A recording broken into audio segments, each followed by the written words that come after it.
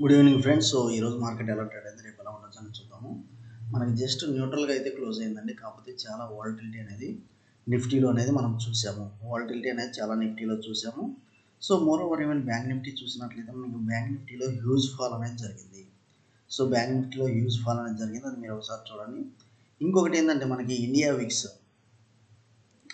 ఏదైతే ఉందో మీరు ఇక్కడ చూసినట్లయితే ఇండియా విక్స్ ఇది అనేది విపరీతమైన రైజ్ అనేది జరిగింది. సో ఇండియా విక్స్ ఎప్పుడైతే విపరీతమైన ఫ్లచ్ means either down side more than 5%, up side more than 5% అంటే సో ద మార్కెట్లో వచ్చేసి చాలా ఒడిదుడుకులు అయితే ఉంటుంది, వాలటిలిటీ ఉంటుంది. అది మీరు ఒకసారి గమనించాలి. ఈరోజు ఆల్రెడీ చూసాం. ఓకే, సో ఈరోజు కొన్ని స్టాక్స్ చెప్పాము, అది ఎలా పర్ఫామ్ చేసిందనేది చూద్దాము.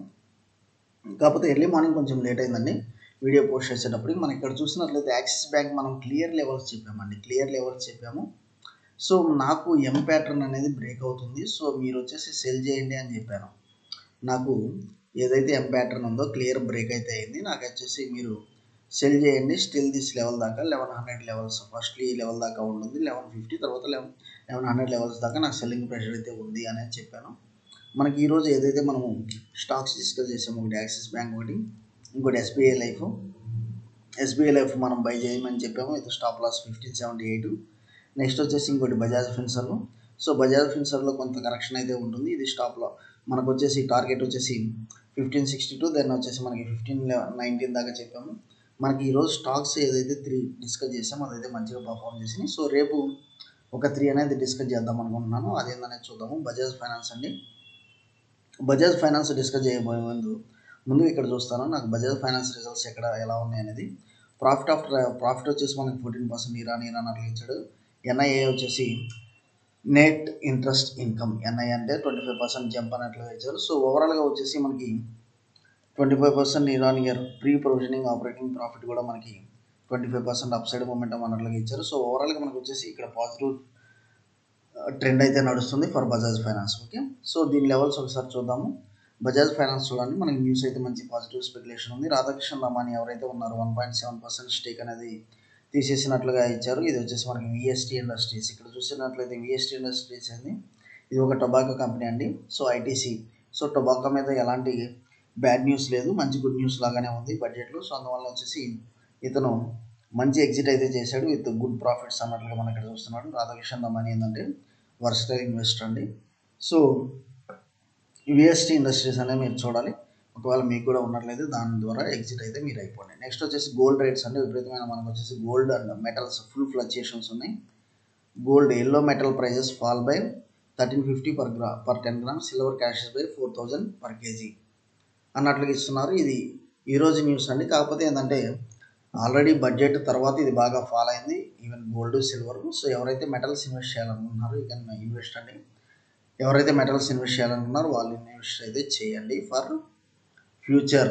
ఏదైతే కమిట్మెంట్స్ ఉంటాయో దాని గురించి ఇప్పుడైతే కొంత యావరేజ్ చేసుకుంటూ ఉండండి. Okay, not a problem.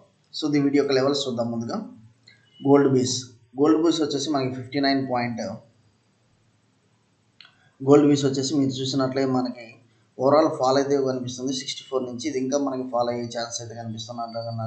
నాకు వచ్చేసి ఇది వచ్చేసి నియర్ అబౌట్ 55.24 మేజర్ సపోర్ట్ తీసుకునేటట్లు ఉంది 55.24 అని.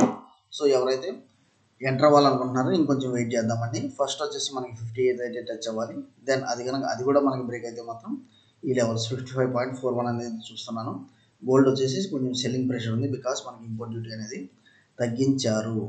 సో అందువల్ల ఏంటంటే మార్కెట్లో కొంత కరెక్షన్ అయితే కనిపిస్తుంది gold piece. Okay, VST industries వచ్చేసి మనకి విపరీతమైన ఫాల్ అండి. 4746 నుంచి 3823. సో విపరీతమైన ఫాల్ తర్వాత ఒక స్మాల్ మన గ్రీన్ క్యాండిల్ అనేది ఫామ్ అయింది. ఒకవేళ మీరు దీన్ని ఎక్సైజ్ చేయాలంటే మాత్రం స్టాప్ లాస్ వచ్చేసి మీరు 3823, ఇది మీరు రాసి పెట్టుకోండి. 3823 స్టాప్ లాస్తో మీరు దీనిలో బయింగ్ సైడ్కి అయితే ఎంటర్ అవ్వండి. కాకపోతే ఇదేంటంటే మనకి ఎందుకంటే టొబాకో వచ్చేసి మనకి బడ్జెట్లో వచ్చేసి మంచి న్యూస్ అయితే స్పెక్యులేషన్ ఉంది. సో మీరు దీనిలో వచ్చేసి బై చేయొచ్చు అంటే 1 2 3 కొంత సెల్లింగ్ ప్రెషర్ అయితే కనిపిస్తుంది. ప్రస్తుతం దీన్ని అయితే ముట్టుకోవద్దు, కొంత హోల్డ్ చేద్దాం. ఓకే, ఇక్కడ చూస్తే మనకు వచ్చేసి కొంత సెల్లింగ్ ప్రెషర్ కనిపిస్తుంది డౌన్ సైడ్, అది చూద్దాం. ఓకే, దాన్ని అయితే ముట్టుకోవద్దు ప్రస్తుతం. గోల్డ్ బీస్ అయితే మన కరెక్షన్ అయితే ఉంది. నెక్స్ట్ బజాజ్ ఫైనాన్స్ అంటే మన ఆల్ టైమ్ నాకు వచ్చేసి ఇది ఒక ఫేవరెట్ స్టాకు. సో చాలామంది సబ్స్క్రైబర్స్ దీన్ని హోల్డ్ చేస్తున్నారు. చాలా లెవెల్స్ నుంచి దీన్ని రికమెండ్ కూడా చేస్తున్నారు. కాకపోతే ఇది వచ్చేసి బజాజ్ ఫైనాన్స్ కానీ ఫిన్సర్వ్ కానీ బాగా లెవెల్స్లో అయితే కరెక్షన్ అయితే కనపడింది. సో 8,200 లెవెల్స్ నుంచి మనకు వచ్చేసి 6,000 లెవెల్స్. ఇక్కడ వచ్చేసి నేను మంత్లీ చార్ట్ చూస్తున్నాను, అది మీరు ఒకసారి చూడాలి. సో మంత్లీ చార్ట్లో ఇది ఒక రెడ్ క్యాండిల్ ఫార్మేషన్ జరిగిన డే క్యాండిల్ ఎలా ఉందనేది చూద్దాము. డే క్యాండిల్లో వచ్చేసి మనకి అప్ సైడ్ మూమెంటం అయితే స్టార్ట్ అయింది. సో 6547 స్టాప్ లాస్తో మీరు ఇది బయింగ్ సైడ్ ఎంటర్ అవ్వండి. బజాజ్ ఫైనాన్స్ నేను బయింగ్ సైడ్ కాల్ ఇస్తున్నాను, అది చూడండి. 6547 స్టాప్ లాస్తో మీరు బయింగ్ సైడ్ అయితే ఎంటర్ అవ్వండి. Okay, next bank Nifty levels చూద్దాము. సో మన లెవెల్స్ ఏందనేది ఒకసారి చూద్దాం. మనకి ఏంటంటే మార్కెట్ ఫాల్ అనేది ఎక్స్పెక్ట్ చేసాము. సో కొంత ఫాల్ అయింది, దాని తర్వాత రికవర్ అయింది. రికవర్ అంటే అది రికవర్ కాదండి, ఒక స్టాగ్నేట్. అంటే ఇది ఒక హెడ్జింగ్ స్ట్రాటజీ. మనం ఇక్కడ వేయాలి. పిఈసిఈ రెండు సెల్ చేసుకొని కూర్చోవాలంటే మనకు వచ్చేసి ఆ యొక్క ప్రీమియం డికే అనేది మనకి ప్రాఫిట్ అనేది కనబడుతుంది. నెక్స్ట్ వచ్చేసి రేపు ఎలా ఉంటుంది మార్కెట్ అనేది మనం ఇక్కడ చూసినట్లయితే, సో జస్ట్ ఇది ఒక రెక్టాంగులర్ ప్యాటర్న్ అనేది నాకు క్లియర్గా కనిపిస్తుంది. ఓకే, రెక్టాంగులర్ ప్యాటర్న్ అనేది క్లియర్గా కనిపిస్తుంది. నేను ఈ లెవెల్స్ కూడా తీసుకోవాల్సిన పని లేదండి, జస్ట్ ఈ లెవెల్స్ తీసుకుంటే చాలు నాకు. ఓకే, జస్ట్ ఈ లెవెల్స్ తీసుకుంటే చాలు ఒక రెక్టాంగులర్ ప్యాటర్న్కి.